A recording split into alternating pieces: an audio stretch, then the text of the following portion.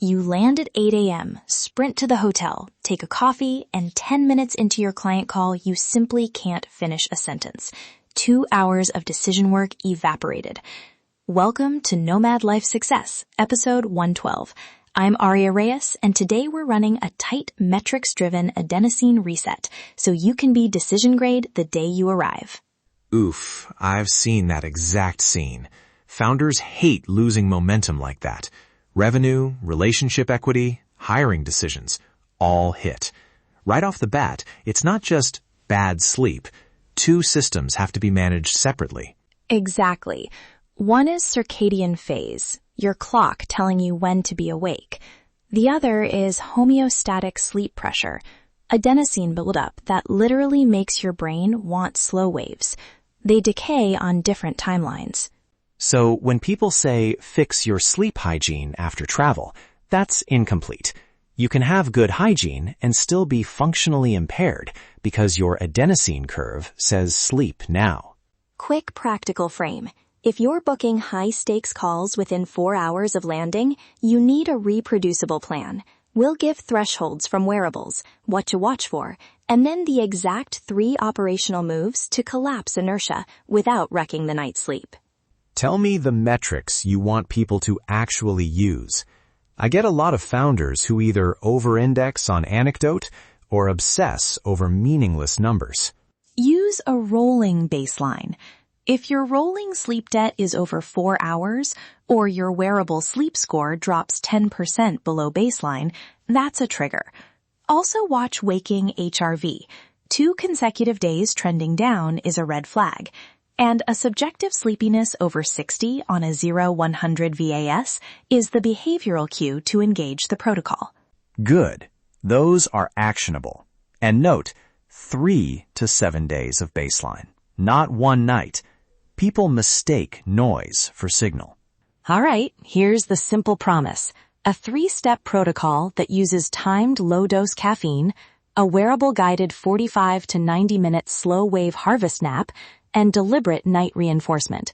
Execute correctly, and you can restore decision-level cognition within a workday. Step 1 is pre-arrival titration. Tell them the dose and timing.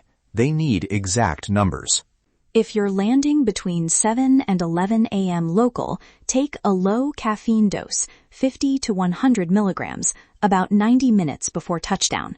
Hydrate with 250 to 500 milliliters of electrolyte water and plan a short bright light exposure immediately on landing to nudge cortisol and circadian phase. The goal is receptor blockade during arrival without extending clearance into your night sleep. Quick interruption.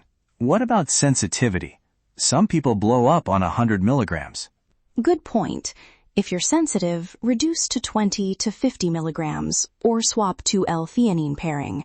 Watch your HRV immediately. If you see suppression, scale down.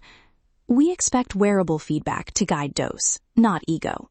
And for people who say, I can't take stimulants at all, there's a micro protocol, bright light on landing, a slightly longer pre-nap movement routine, and lean into a 90-minute nap to harvest slow waves. You lose the quick receptor blockade, but you can still get a meaningful slow wave rebound. Step 2. The slow wave harvest nap. On arrival, stage a 45 to 90-minute nap based on wearable indicated adenosine. Higher sleep debt and depressed HRV push toward 90, moderate debt toward 45. Pre-nap. 6 minutes of low-intensity movement, compression if you use it, and dim blue reduced light so the brain can transition into SWS faster. Stop. This is the place most people ruin the protocol. They chug caffeine right before the nap to wake up faster. That tends to fragment slow waves and increases post-nap grogginess. Exactly. No caffeine within 60 minutes before the nap. Let your pre-arrival microdose do its job, then let the nap harvest the slow wave rebound. On wake, 10 minutes of bright light and a 5 to 10 minute brisk walk to consolidate alertness before any high-stakes work. And set an alarm that won't let you roll into deeper, uncontrolled sleep. The aim is slow wave benefit without pushing you into a circadian deep sleep trap. Step 3. Night reinforcement. After local dusk, suppress blue spectra with blockers. Take a 20 to 30 gram protein snack and 200 to 300 milligram magnesium citrate 60 to 90 minutes before bed, and use your wearable to target sleep onset within a tight window. If sleep latency goes above 30 minutes, delay screens and use your weighted mask and quiet room routine. One operational mistake I keep seeing: people treat a single bad metric as ground truth. Don't. Use a 3 to 7 day rolling baseline to decide triggers. Otherwise, you chase noise and break the plan. Let's make success measurable. Next morning HRV trending back toward baseline, sleep latency under 20 minutes that night, and improved performance on simple cognitive anchors, 2-minute psychomotor vigilance, or a short working memory check showing normalized reaction times. Those are your objective checks. Also document. For people traveling for work, track doses and sleep windows. Good records protect you and keep the protocol repeatable. Structure first, freedom second. Block the nap in the calendar. If you want a 1-minute checklist, I'll say it slowly so you can run it. Check rolling sleep debt and wearable thresholds. Pre-arrival, microdose 50 milligrams or less, hydrate, and plan light on touchdown. Stage a 45-90-minute slow wave harvest nap, no caffeine within 60 minutes. Reinforce the night with spectral suppression, protein plus magnesium, and wearable guided sleep onset. Right. Lock that nap into your calendar and bring the tech, a reliable wearable that reports HRV and sleep staging, blue blocking glasses, a small microdosing tool, and a compact compression sleeve if you use one. Get the Adenosine Reset checklist and East-West single night templates at shop.nomadlifesuccess.com/adenosine.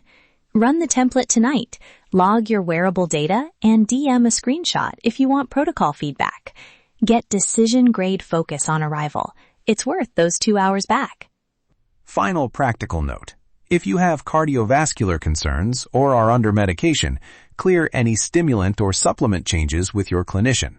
Safety first, then optimization. That is your high-performance blueprint for today. Remember, treat your biology like your business infrastructure. If your physical stack fails, the business stops. Minimize the friction and stay optimized.